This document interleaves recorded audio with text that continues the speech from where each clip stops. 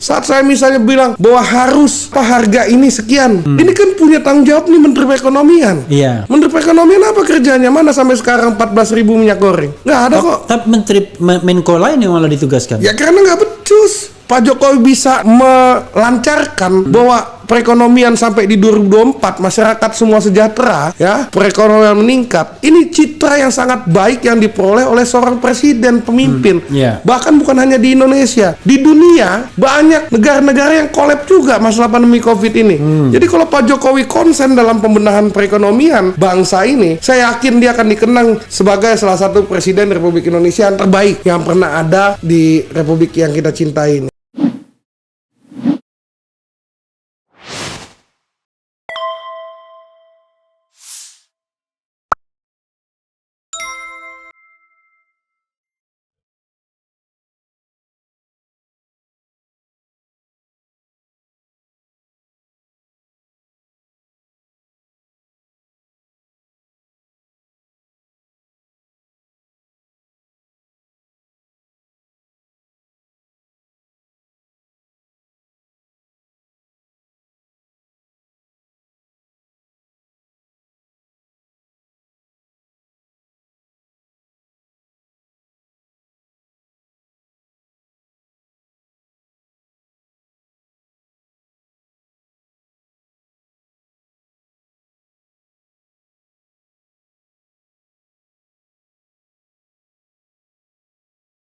Nggak usah pakai fasilitas yang dibangun Jokowi, jalan tol dan bandara kalau gitu. Ini sering ya kalau bilang begitu. Coba jawab. Fasilitasnya bukan Jokowi, bukan presiden. Ini fasilitas negara, presiden sebagai pelaksana petanggung jawab dari hidup bernegara, pemimpin di negara yang kita cintai. Jadi apapun yang dilakukan oleh presiden dalam pembangunan dan lain, ini sebetulnya ini pertanyaan orang bodoh ini, Bang. Jadi orang-orang bodoh seperti ini nggak perlu dibacain sebetulnya, Bang. Maksud kita kan, ya andaikan seorang siapa misalnya, jangan salah, yang misalnya bodoh banyak gitu. Seorang Refli Harun misalnya jadi presiden, tiba-tiba bangun misalnya jalan atau perbaiki lagi jalan layang tiga lantai, ya kan? Masa nggak boleh nikmatin, rakyat semua harus nikmatin, mau oposisi mau bukan gitu loh. Dan satu hal, ini adalah kekayaan milik negara, bukan milik pribadi. Ya malah negara, uangnya uang negara kok, kan bukan uang pribadi dari satu orang. Iya, itu kadang-kadang ya itulah ya. Coba kita lihat tentang ke depan ya, satu isu terakhir lah. Saya ingin melihat sikap KNPI terkait dengan panasnya suhu politik menjelang 2024 ini. Ya. KNPI mau kemana? Tapi kaitannya dengan ini ya, dengan Pilpres. Satu gini, Bang, terkait dengan Pilpres, Bang, ya. Ya.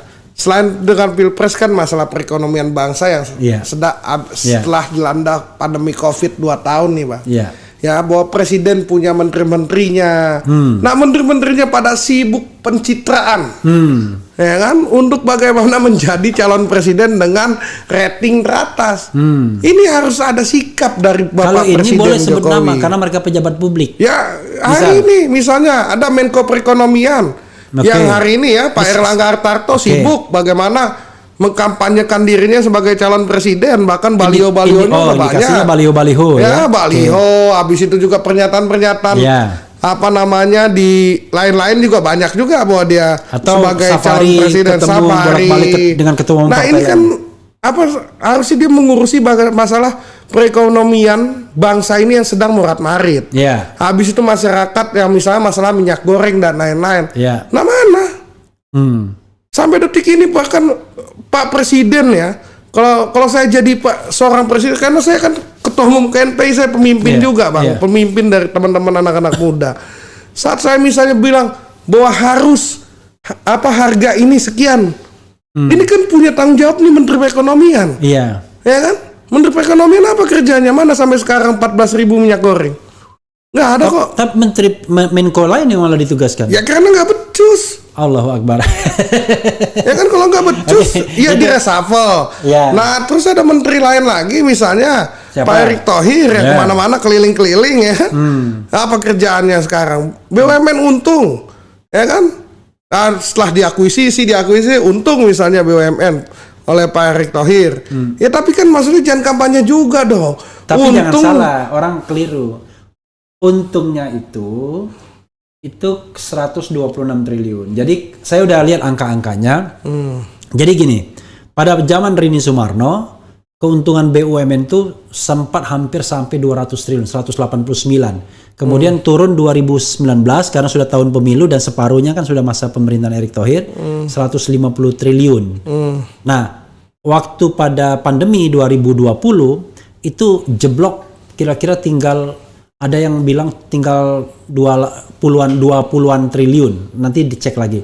Nah, kemarin untung 126 triliun tahun 2021. Jadi untungnya itu di bawah rata-rata. Di bawah zaman Rini Sumarno. Maksudnya jangan sampai rakyat itu loh, kan untung kan? Ya. Oh enggak, keuntungannya masih di bawah. Jadi maksud saya hitunglah untung gitu BUMN misalnya 126 triliun kata Pak Erick Thohir di rapat dengan DPR. Tapi kan juga jangan fokus ke masalah kampanye udah pembentukan nanti aja 2023 kan masih bisa. Ini kan pembenahan, sepakat. Kalau saya mengatakan begini, Bang, kita sepakat semua. Kita baru keluar dari pandemi di tahun 2022. Ya. Bahkan seorang presiden Pak Jokowi membebaskan kita masyarakat Indonesia melepas masker di ruang terbuka. Ya, baru bebas nih, baru bisa beraktivitas lagi, dunia usaha semua jalan, baru berjalan lagi. Ini harus ada konsen pemerintah setahun minimal untuk mengurus ini. Gitu loh, bukan ngurus sibuk misalnya keliling-keliling pesantren. Kalau saya mengatakan kalau punya niat menjadi capres, enggak usah jadi menteri. Ya itu, makanya kita bilang mundur lah. Kalau emang udah deket misalnya tahun pemilu, mundur. Biar konsentrasi. Ini kan enggak.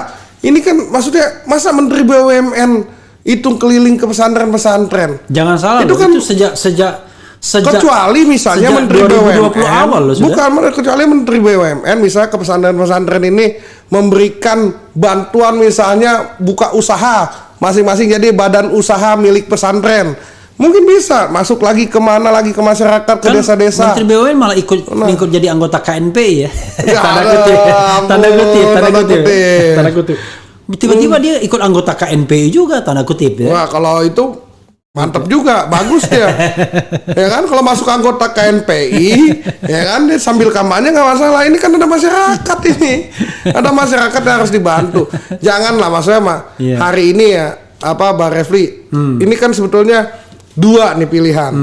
Kesadaran dari para menteri yang ingin mencalonkan diri menjadi capres dan cawapres, ya untuk mundur, ya. Atau misalnya yang kedua, Pak Presiden Jokowi jika ingin pemerintahannya ini dikenang ya dengan baik oleh masyarakat, Pak Presiden kita ini kan udah bisa kita lihat Bang Refli ya 2 tahun loh dilanda dari 2019 ya kan, kita dilanda tuh berarti hampir 3 tahun nih dilanda pandemi Covid berbebas 2022 ini ya. Saat Pak Jokowi bisa melancarkan bahwa perekonomian sampai di 2024 masyarakat semua sejahtera ya, perekonomian meningkat. Ini citra yang sangat baik yang diperoleh oleh seorang presiden pemimpin. Bahkan bukan hanya di Indonesia, di dunia banyak negara-negara yang kolab juga masalah pandemi Covid ini. Jadi kalau Pak Jokowi konsen dalam pembenahan perekonomian bangsa ini, saya yakin dia akan dikenang sebagai salah satu presiden Republik Indonesia yang terbaik yang pernah ada yang di Republik yang kita cintai ini. Iya, kita berharapnya adalah dan dia harus lakukan reshuffle kalau mau itu, karena menteri yang membidangi perekonomian ya, bahkan kemarin ada isu gerobak UMKM aja ada kerugian negara, itu laporan BPK ya. Ini kan menteri yang urus ekonomi nih, ya urus masyarakat banyak nih, ya Menko-nya, ya tiba-tiba ada siapa staf khususnya staf ahlinya yang terlibat dalam kasus migor, ya kan? Kalau kita migor biasanya kalau mahasiswa atau pemuda itu mie goreng.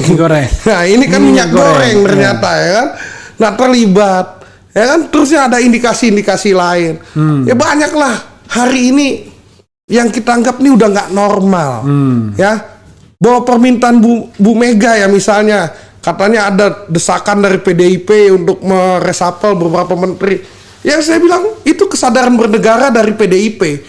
Bahwa Bu Megawati saya tak yakin dia negarawan ya.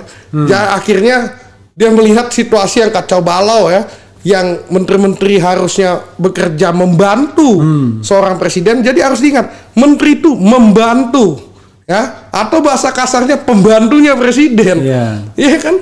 Jadi jangan ngurusin pribadi dia, ngurusin bagaimana visi misi seorang presiden. Pak Jokowi hari kemarin sudah mengatakan minyak goreng harus 14.000. Gimana ciptakan 14.000? Kan itu baru benar, ya kan, Menteri Perekonomian. Nah ini kan akhirnya ada apa ya, ketidakpercayaan seorang presiden ya. Kalau saya lihat mungkin dari beberapa tokoh ya mengatakan bahwa Luhut lagi atau misalnya lu lagi. Saya yakin ini bukan karena seorang Pak Luhut nih hebat, LBP nih hebat, karena yang lainnya nggak ada yang hebat. Akhirnya Pak Jokowi percaya sama Pak Luhut aja, gitu loh, nggak dipercaya. Jadi harus ya dengan banyaknya dinamika yang seperti ini, Pak Jokowi harus melakukan reshuffle kabinet dalam waktu dekat, ya, untuk mereshuffle menteri-menteri yang sudah tidak efektif lagi, yang sudah tidak berguna bagi seorang pemimpin dalam membantu visi misinya atau misalnya keinginan dia dalam memimpin negara ini, gitu loh.